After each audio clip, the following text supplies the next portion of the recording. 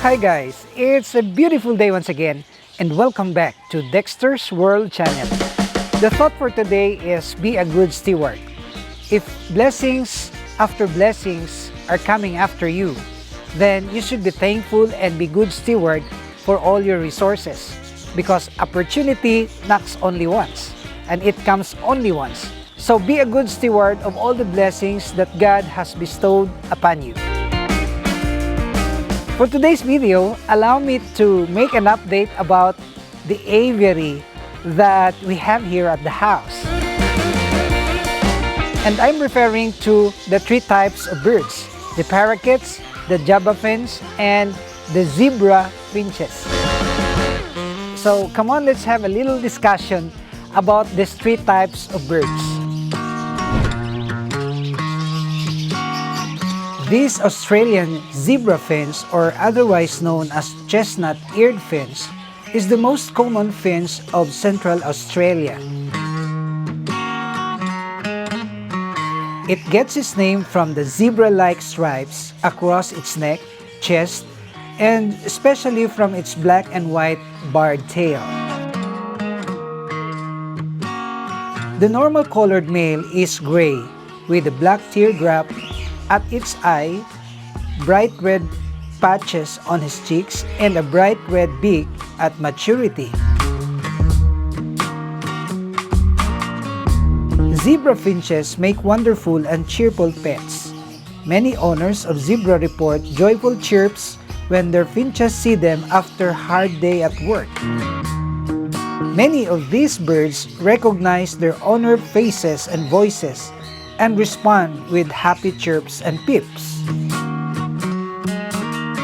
Zebra finches are very social birds that they shouldn't be kept alone.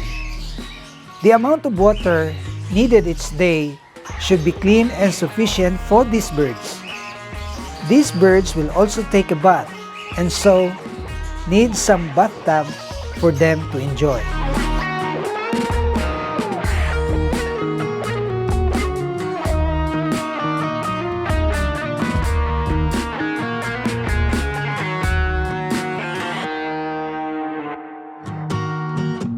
The Java sparrow is also known as Java finch. Java finches are little, social birds but often are far too timid for direct human interaction. Their life expectancy in captivity is 2 to 3 years, but Java sparrows living up to 7 years have been reported.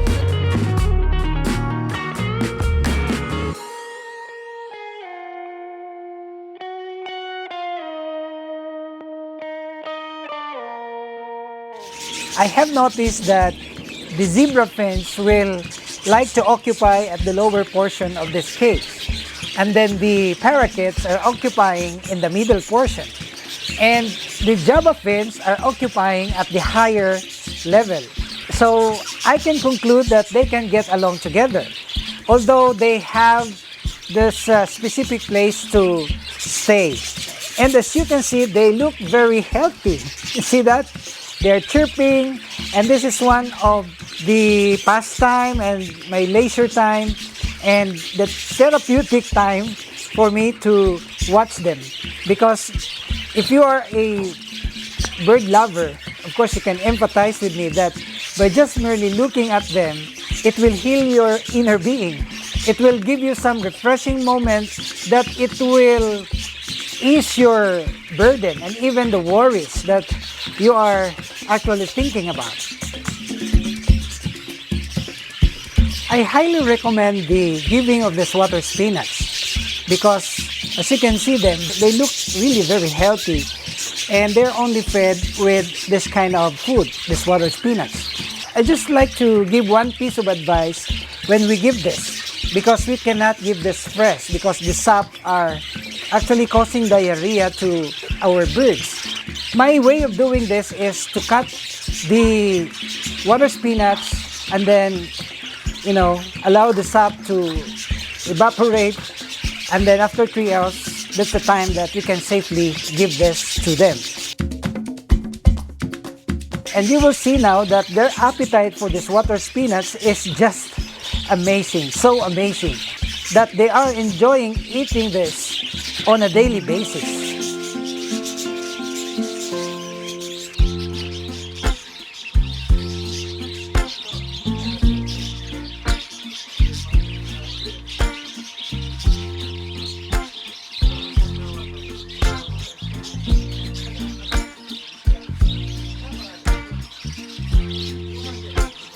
We have here so many eggs, and each of these clay pots are filled with eggs and babies.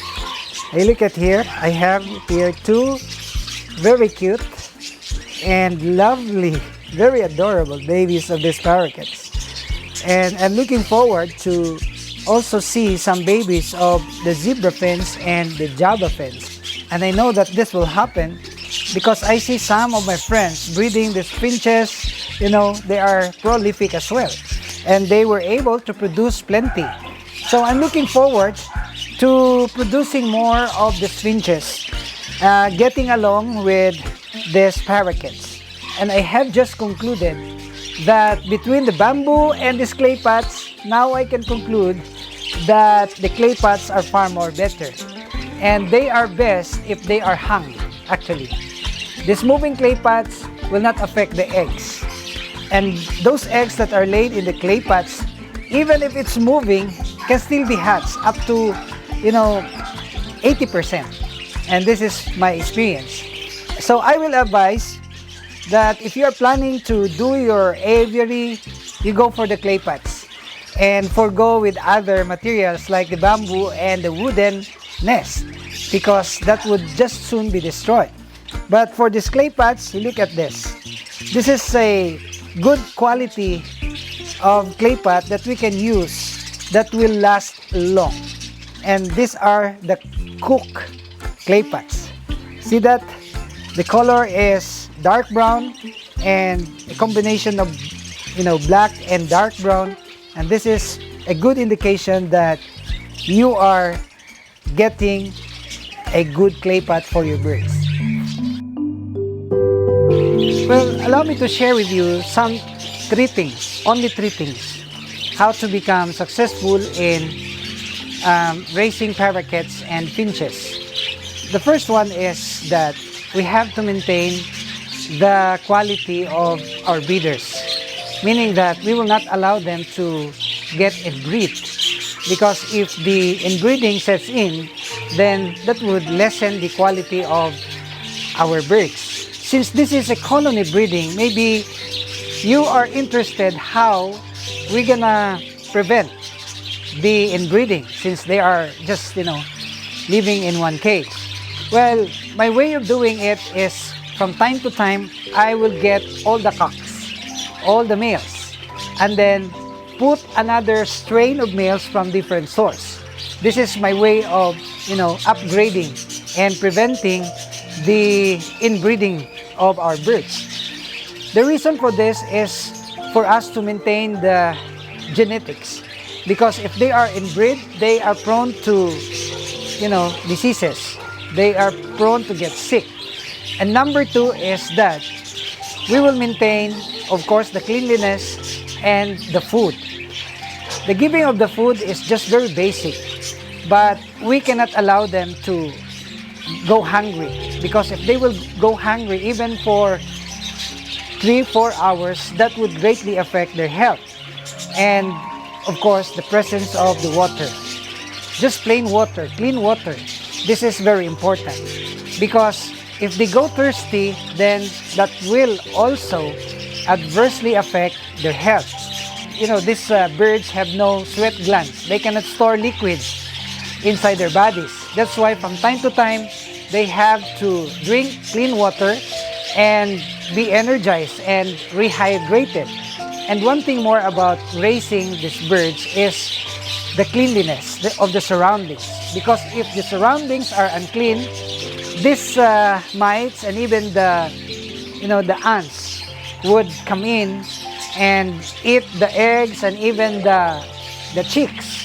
I already have experienced this one, but my way of averting the ants or preventing the coming of the ants inside the nest is to, clean this with water, with soap, so that the ants will shy away. And these tips are just basic, but if you're gonna follow this, I know that you will really become very successful in your aviary.